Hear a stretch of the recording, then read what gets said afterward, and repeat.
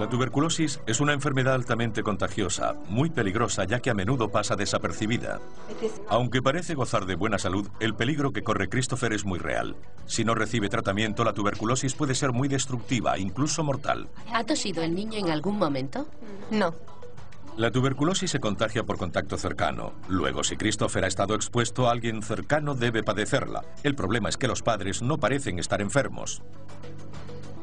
Hoy, médicos y autoridades sanitarias disponen de las herramientas necesarias para averiguar quién transmitió la tuberculosis a Christopher.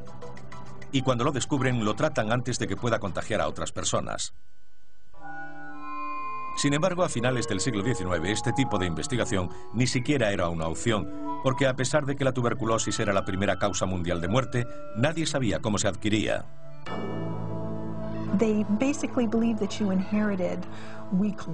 Creían que se heredaban unos pulmones débiles de la madre o del padre y que uno podía resistirse a esa tendencia familiar cuidándose. No se pensaba que fuese una enfermedad contagiosa. De hecho, abundaban raras e inexactas teorías sobre cómo se propagaba la enfermedad. La gente creía que las enfermedades infecciosas podían producirse por un periodo de tiempo malsano, que hiciese mucho frío seguido de mucho calor. Podía ser un asunto religioso, Dios castigaba a los pecadores, o tratarse de emanaciones de gases. Había gente que creía que la bruma y los vapores que emanaban de los pantanos y los lagos eran los responsables, entre otras muchas teorías. A finales del siglo XIX, muchas de las grandes mentes de la ciencia empezaron a creer que unos organismos microscópicos, los gérmenes, podrían ser responsables de la transmisión de la enfermedad, pero nadie había podido demostrarlo. En 1882, en un laboratorio del Instituto Imperial de la Salud en Berlín, un joven doctor alemán llamado Robert Koch hizo lo que nadie había logrado. Demostró por primera vez que un germen era responsable de causar una enfermedad en los seres humanos, la tuberculosis. Hoy nos cuesta imaginar lo que aquello pudo suponer, porque hasta entonces nadie tenía ni idea de lo que causaba aquella horrible enfermedad, y de repente alguien lo descubre. Realmente se trataba de la prueba definitiva de que un germen podía causar una enfermedad en los seres humanos. El revolucionario descubrimiento dio fama mundial al hombre que solo unos años antes había sido un modesto médico de pueblo.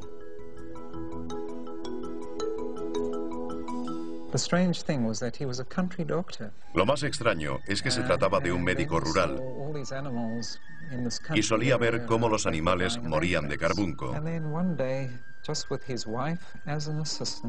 Un día, con la única ayuda de su esposa, en un pequeño rincón de su consulta, decidió investigar y cultivar el material obtenido de los animales muertos.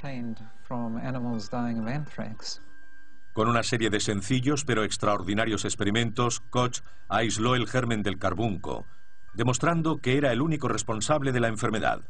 6 años después descubría el germen de la tuberculosis, demostrando de una vez por todas la que llegó a ser conocida como la teoría del germen. Armado con este nuevo conocimiento, se propuso aislar las causas de algunos de los más formidables enemigos de la humanidad. Hizo todos estos grandes descubrimientos uno tras otro. Primero el del carbunco, y luego el aislamiento y cultivo del bacilo de la tuberculosis, demostrando la teoría del germen. Es impresionante.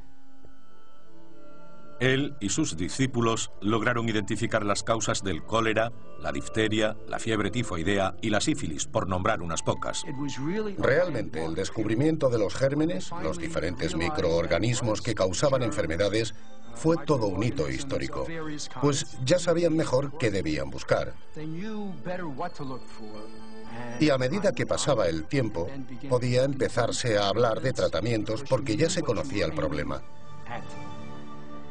Tras 8 años de éxito aislando gérmenes, Koch sentía la tremenda presión de encontrar la cura. Una presión que creció cuando en 1890 fue invitado a dar una conferencia en el Congreso Médico Internacional de Berlín. El gobierno alemán, debido a la fama de Koch con la tuberculosis, esperaba algo aún mayor, un tratamiento. Porque una cosa es descubrir el organismo y otra muy diferente, tratarlo y curarlo.